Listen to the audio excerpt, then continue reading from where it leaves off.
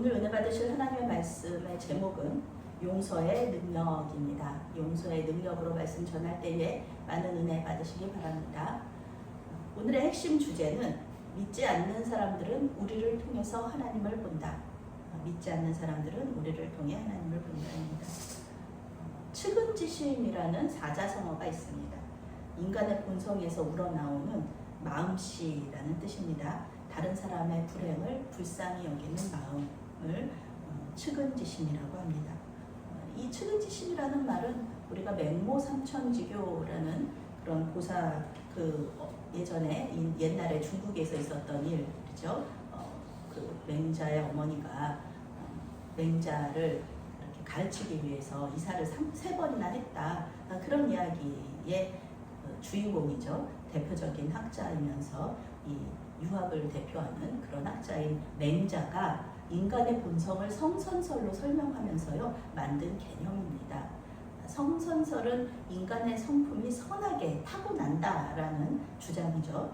사이코패스와 같이 정신적인 장애를 가진 사람이 아닌 이상 불쌍한 사람들을 보면은 돕고 싶어지는 것, 이것이 인지상정입니다.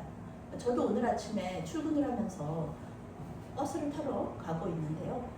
연신내에 예전에 목욕탕이었던 건물이 있는데 거기가 지금은 독서실로 변했거든요. 독서실 앞에서 아주 피곤해 보이는 여학생이 저한테 다가오더니 휴대전화를 한번 빌릴 수 있겠느냐고.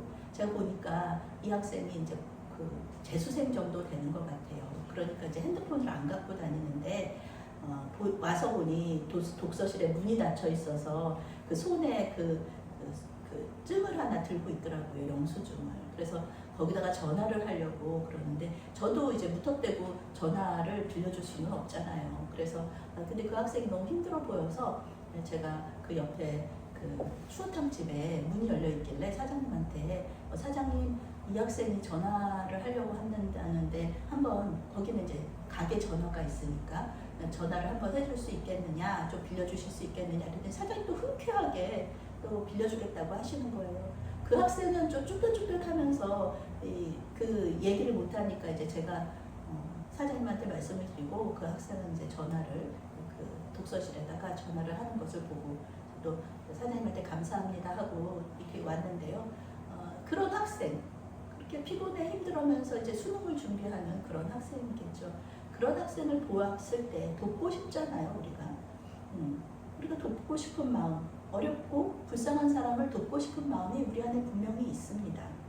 오늘 말씀에서도 절대 화해할 수 없을 것 같은 이 형제가 화해하는 장면이 나옵니다. 그런데요, 그 용서의 과정 속에서는 정말 동생을 죽이고 싶은 마음이었는데 그 다리를 쩔뚝쩔뚝거리면서 절을 하면서 다가오는 그 동생을 불쌍히 여기는 마음, 그 측은지심이 이 말씀 속에 들어있는 거예요. 이것이 바로 하나님께서 야곱의 환도뼈를 부러뜨리신 이유들 중에 하나입니다. 야곱은 하나님의 말씀에 순종해서 가나안 땅으로 돌아오지만 가장 큰 장벽인 에서와의 만남을 앞두고 두려움에 빠져 있습니다. 에서는 처음부터 사냥꾼이었고요. 뛰어난 군사력으로 세일산을 점령한 사람이에요. 거기다 나라를 정말 큰 나라를 하나 세우는 거죠. 에서가 야곱이 돌아왔다는 소식을 듣고 400명의 군사를 이끌고 이 야곱에게로 오고 있다는 소식을 듣고 이 야곱이 얼마나 두려움에 떨었는지 몰라요. 야곱은 하나님과의 씨름을 통해서 이스라엘이라는 새 이름을 얻고 또 환도뼈가 부러져서 다리를 절게 됐어요. 건강한 몸으로도 이 에서를 이기기 어려운데 다리까지 저는 모습으로 에서와 싸우면은 당연히 지죠. 그 군대 400명하고 지금 여기는 종들, 목동들, 또 자기 아내와 어린 자녀들 이런 사람들하고 같이 싸우면은 누가 이기겠습니까? 민간인하고 군인하고 싸우면은 당연히 군인들이 이기죠. 그런데 이 장애가 에서와 화해할 수 있는 계기가 되는 거예요. 야곱은 선물로 에서의 마음을 사려고 했어요. 그 인간적인 방법이었어요. 그런데 하나님께서는 그 방법이 아니라 이 환도뼈가 부러지는 이 장애를 얻어서 에서의 측은지심을 자극하심으로써 야곱을 용서하게 하십니다. 성경 말씀 1절에서 2절까지 4절까지 말씀 함께 읽겠습니다. 야곱이 눈을 들어보니 에서가 400명의 장정을 거느리고 오고 있는지라 그의 자식들을 나누어 레아와 라헬과 두 여종에게 맡기고 여종들과 그들의 자식들은 앞에 두고 레아와 그의 자식들은 다음에 두고 라헬과 요셉은 뒤에 두고 자기는 그의 앞에서 나아가되 몸을 7번 땅에 굽히며 그의 형 에서에게 가까이 가니 에서가 달려와서 그를 맞이하여 안고 목을 얻어맞추어 그와 입 맞추고 서로 우니라. 아멘. 이스라엘에 가면은요 굉장히 가시거리가 길어서 멀리까지 볼 수 있습니다. 제가 선교 여행을 갔을 때 저 앞에 버스가 있어요. 저 앞에 광야 체험이라는 걸 했는데요. 저 앞에 버스가 있어요. 그런데 아무리 가도요 그 버스가 다다르지를 않는 거예요. 그래서 굉장히 힘들었던 기억이 있습니다.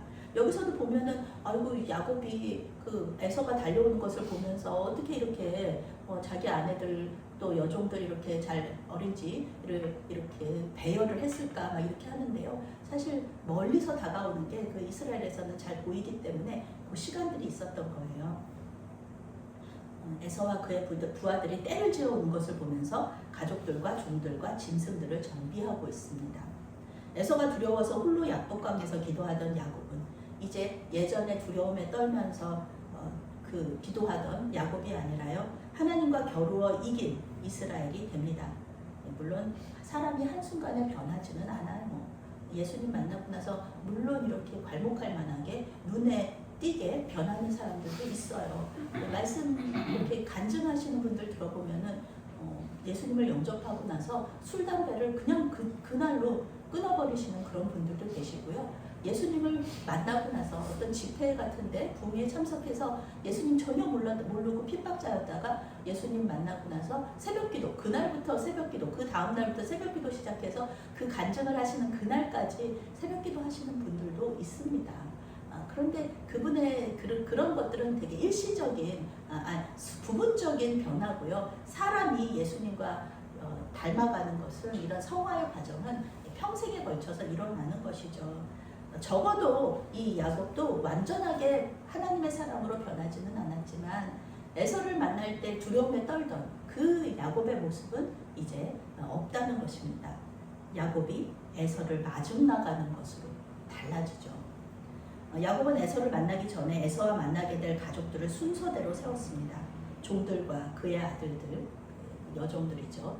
빌하와 실바, 그리고 레아와 그의 자녀들, 그 다음에 라헬과 요셉 순으로 가장 사랑하는 자녀들 아내 마지막으로 세우고 자기가 맨 앞으로 나갑니다. 맨 앞으로 나가서 가다가 엎드려 절하고 가다가 엎드려 절하면서 이것을 총 7번이나 하는 거예요. 야곱은 환도뼈가 부러져서 다리를 절고 있는 상태입니다. 다리를 절면서 자기에게 절하면서 오는 한 번 이렇게 7번이나 절하면서 오는 이 야곱을 보면서 동생을 보면서 에서의 마음이 녹아졌습니다. 측은지심이 일어난 거예요. 이러한 인사는요 신하가 왕에게 하는 인사입니다. 절을 하다니요. 그것은 이 목을 그대로 내놓는 거거든요. 절을 한다는 것은. 그러니까 왕이 칼을 들어서 자기를 죽여도 좋다 하는 마음으로 절을 하는 거거든요. 절을 하면서 계속 오는 거예요.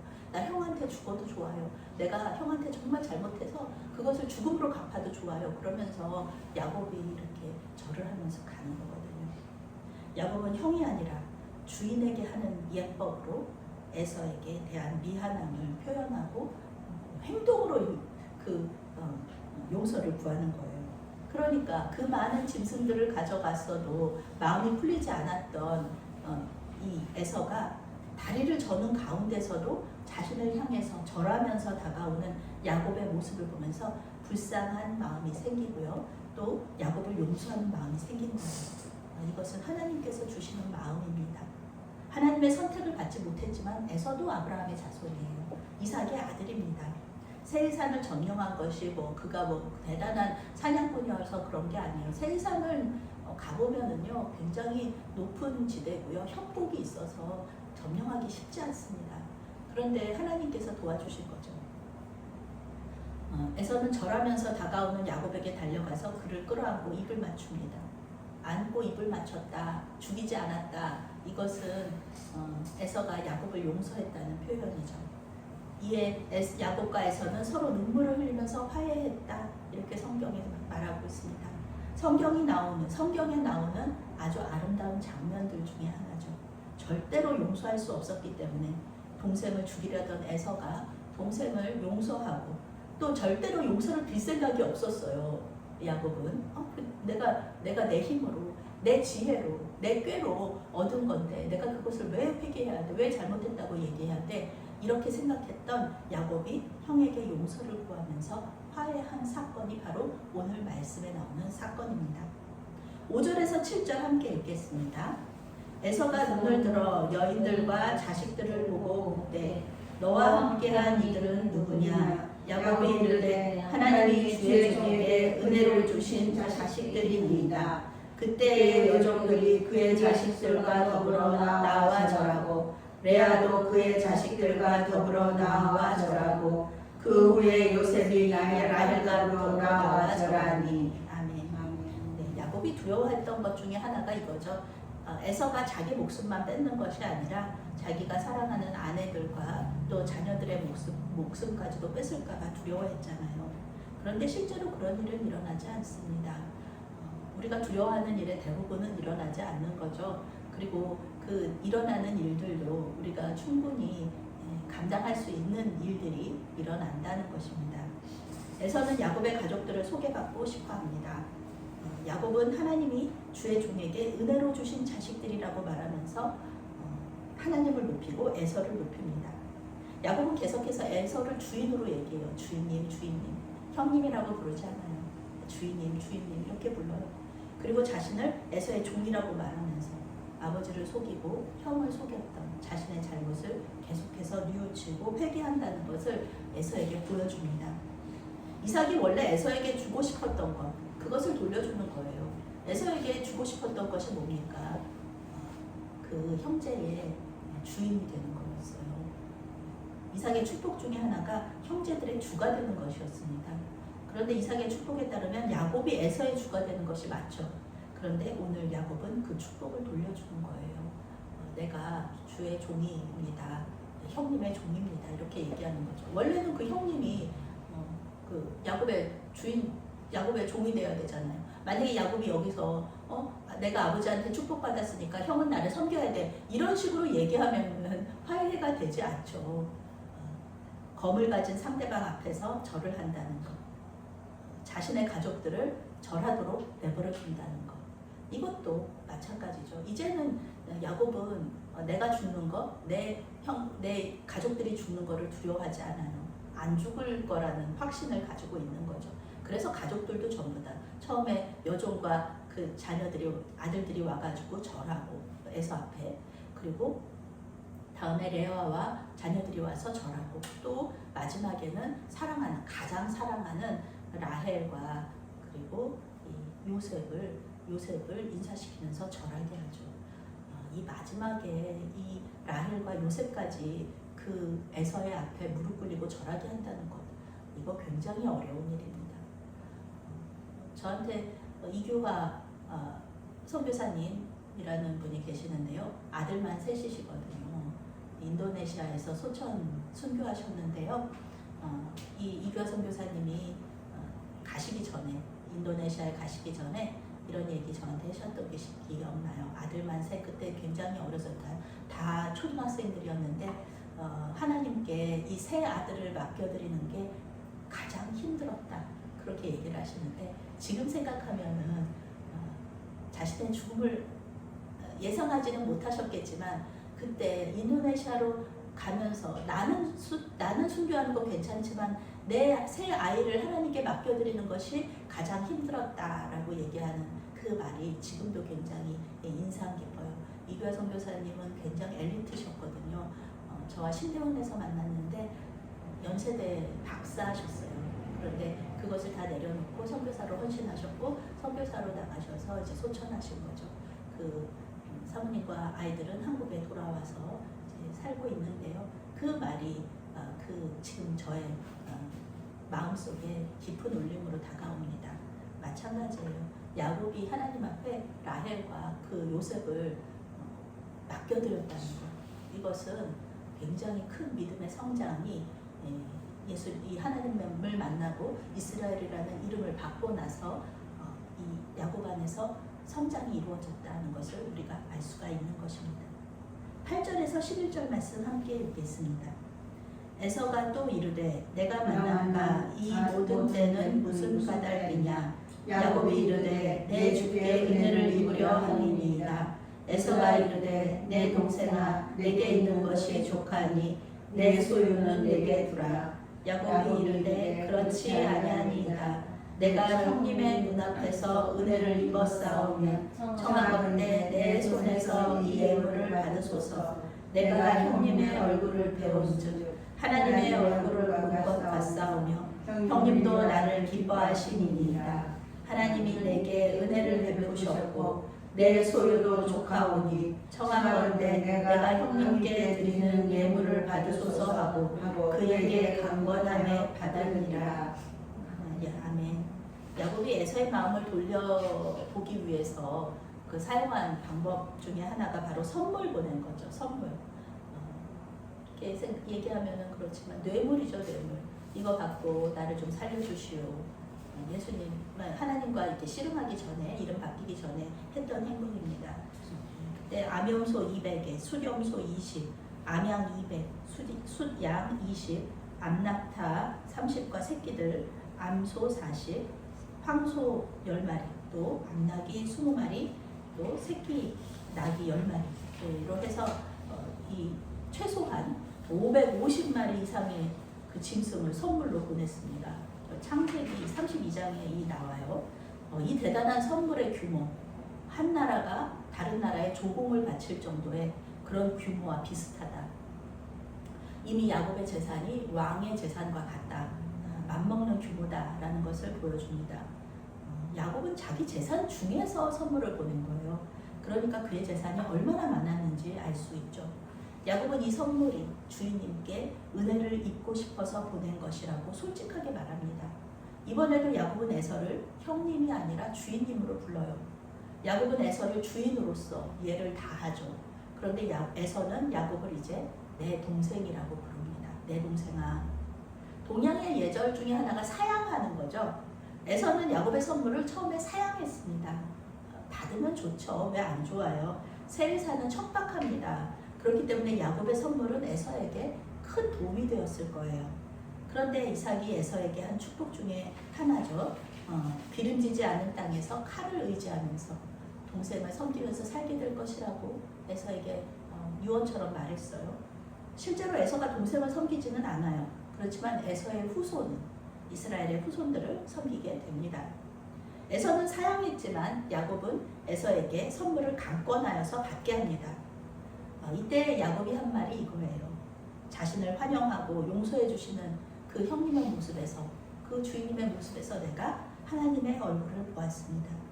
절대로 용서받을 수 없는 행동을 했지만 용서를 구하는 야곱을 환영하고 용서하는 에서의 모습에서 아무리 큰 잘못을 해도 회개하고 용서를 구하면 용서해 주시는 하나님 아버지의 모습을 본 것입니다. 로마서에서 믿음의 조상으로 아벨을 첫 번째로 기록한 이유가 있어요. 그는 선악과를 먹고 에덴 동산에서 쫓겨났지만 그래도 하나님께 나아올 수 있는 믿음. 아이고 이제 우리 아버지 어머니가 에덴 동산에서 쫓겨났으니까 하나님께서 먹지 말란 것을 먹었으니까 우리는 이제 끝이야. 하나님과하고 관계는 끊어졌어. 이렇게 말하면서 하나님을 멀리 떠난 것이 아니라 아벨은 주님께로 나와서 그래도 주님 우리를 받아주십시오. 우리를 불쌍히 여겨주십시오 하면서 의로운 제사를 하나님께 올려드렸다는 것. 하나님께 나아왔다는 것에서 사도 바울은 큰 그 의미를 부여하는 것이죠. 하나님은 예수님의 보혈의 능력을 믿고 용서를 구하는 모든 사람들의 죄를 용서해 주시고 받아 주십니다. 우리는 용서할 수 없는 사람을 용서함으로써 하나님의 마음을 알 수 있습니다. 에서는 선물에 대한 보답으로 세일산에 있는 땅을 주려고 해요. 받을 수만은 없잖아요. 형인데. 그리고 주인님 이렇게 부르는데 종한테 선물만 받고 아무것도 안 줄 수는 없죠. 그래서 세일산에 있는 땅을 주려고 해요. 왜냐하면 아버지 이삭과 마찬가지로 야곱에게는 아직 땅이 없잖아요. 하나님께서 가나안 땅을 주신다는 약속만 있어요. 그런데 실제적인 땅은 묘지, 막벨라 굴, 그리고 그의 딸인 밭밖에는 없다는 거죠. 그러나 야곱은 그 제안을 완곡하게 거절합니다. 세일 땅은 하나님께서 말씀하신 약속의 땅이 아니에요. 그러니까요, 집으로 돌아가야죠. 아버지의 집으로 돌아가야 됩니다. 에서는 야곱의 거절을 듣고 야곱의 가족과 재산을 호위할 그런 병사들이라도 내가 남겨놓겠다 이렇게 말하지만요, 야곱은 그 선물도 그 호위도 거절합니다. 왜냐하면은 하나님의 천사가 자기를 호위하고 있다는 걸 알고 있잖아요. 하나님께서 함께 하신다는 믿음이 있기 때문에. 야곱의 이름이 이스라엘로 바뀌고 나서 생긴 변화인데요, 자기는 괜찮습니다. 거절합니다. 이에 에서는 세일산으로 돌아가고 야곱은 가나안 땅으로 들어가게 됩니다. 18절부터 20절 말씀 함께 읽겠습니다. 야곱이 밧단 아람에서부터 평안히 가나안 땅 세겜 성읍에 이르러 그 성읍 앞에 장막을 치고 그가 장막을 친 밭을 세겜의 아버지 하몰의 아들들의 손에서 베크시타에 샀으며 거기에 제단을 쌓고 그 이름을 엘엘로에 에스라엘이라 불렀더라. 아멘. 성경은 야곱이 평안히 가나안 땅 세겜 성읍에 이르렀다고 말합니다. 이제는 뒤를 쫓아오는 라반도 없고요, 앞을 가로막는 에서도 없습니다. 야곱은 어린 자녀들과 많은 짐승들을 데리고 천천히 아버지의 집으로 올라가기 시작합니다. 세겜에 도착했을 때 장막을 치고 그 장막 친 땅을 베크시타에 샀다. 가나안 땅의 막벨라 굴에 이어서 아브라함의 손이 산 두 번째 땅입니다. 야곱은 그 땅에서 제단을 쌓고 하나님을 예배합니다. 그 땅의 이름은 엘엘로의 이스라엘, 하나님, 이스라엘의 하나님이라는 뜻입니다. 사실 이곳은 야곱이 처음으로 예배드린 땅은 아니에요. 아브라함이 먼저 이 땅에서 예배를 했어요. 그런데 그때는 이름이 없었습니다. 야곱은 이곳에 이름을 붙여요. 그리고 이제는 더 이상 하나님께서 아브라함의 하나님, 할아버지의 하나님, 이삭의 하나님, 야곱의 아버지의 하나님이 아니라 이제는 나의 하나님이다. 하나님은 이제 나의 하나님이시다 라고 고백하는 거예요. 이제는 하나님과의 친밀한 관계 속으로 또 더 깊이 들어가는 것을 볼 수가 있습니다. 용서의 원어적인 의미는 가져가다, 제거하다, 취소하다, 탕감하다 라는 뜻입니다. 오늘 성경에서는 야곱이 에서에게 용서해달라는 말을 은혜를 베풀어 달라 이렇게 번역하고 있습니다. 용서는 은혜와 깊은 관련이 있습니다. 우리가 뭘 얼마나 용서를 아무리 구해도요, 상대방이 우리를 용서해 주지 않으면, 은혜를 베풀어 주지 않으면 우리는 용서받을 수 없습니다. 용서를 구한다고 해서 모두 용서받는 것은 아니에요. 에서에게는 야곱을 용서하지 않을 충분한 이유가 있죠. 누구라도 동생과 어머니에게 속임을 당하면 분노할 것입니다. 당연히 내 것이 되어야 할 것을 동생이 가로챘다. 이러면은 화가 날 수밖에 없죠. 그런데 오늘 에서는 야곱에게 은혜를 베풀고 그의 잘못을 용서해 줍니다. 우리는 용서가 얼마나 어려운지 잘 알고 있어요. 용서라는 뜻에는 빚을 탕감해 주다라는 뜻도 있거든요. 적은 돈을 탕감해 주기는 너무 쉽죠. 10,000원, 20,000원 빌려갔는데 안 갚아요. 그러면 그냥 안 받지 뭐, 그냥 탕감해 주지 뭐, 이렇게 말할 수 있어요. 그런데 10억, 20억이 되면은요, 탕감해 주기 어렵습니다.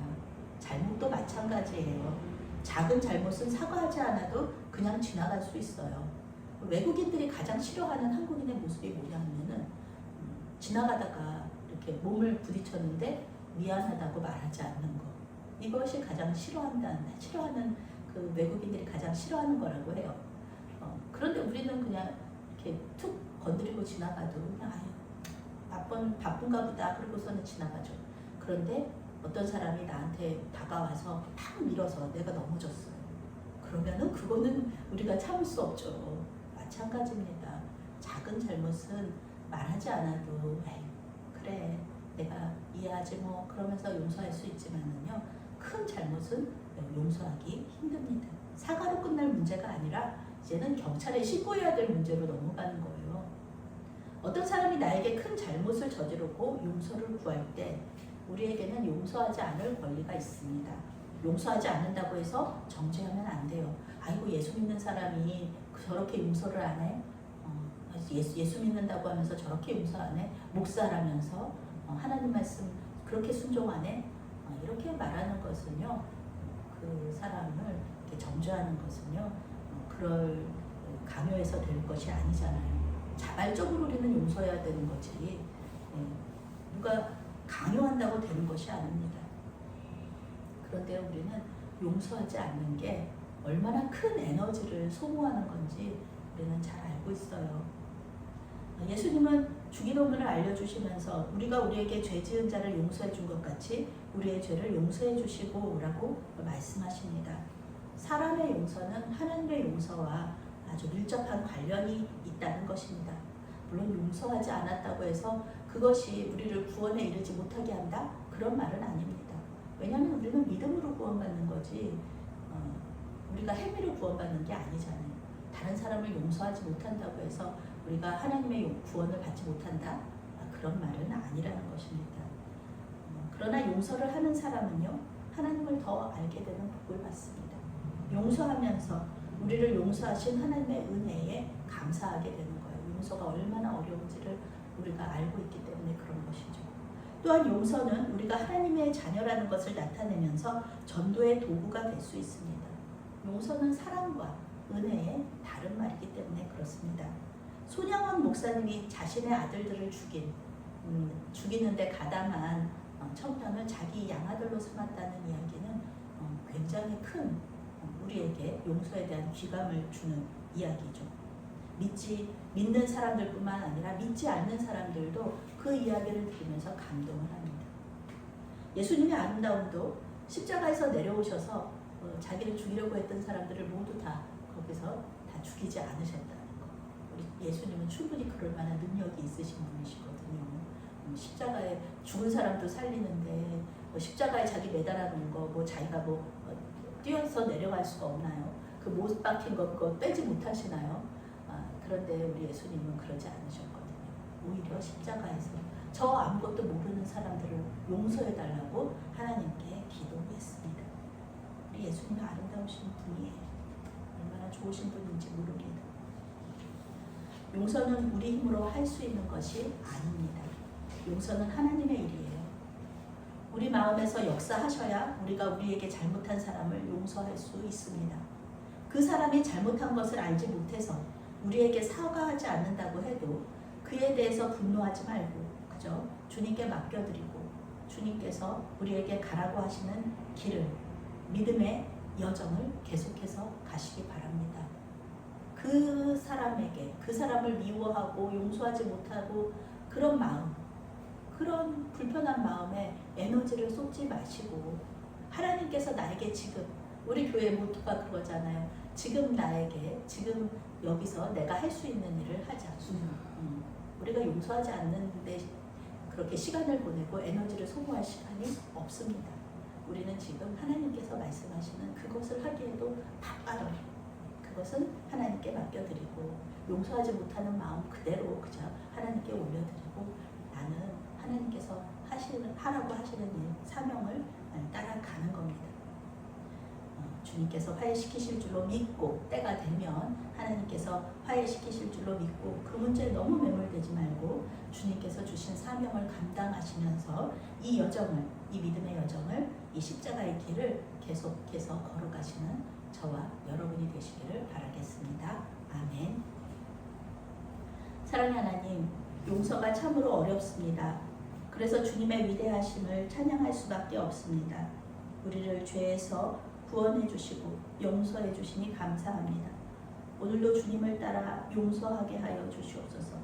우리의 깨어진 관계를 주님께서 회복시키시고 치유하여 주시옵소서. 용서를 구하고 용서함으로써 주님을 더 알게 하여 주시옵소서. 예수님의 이름으로 기도합니다. 아멘.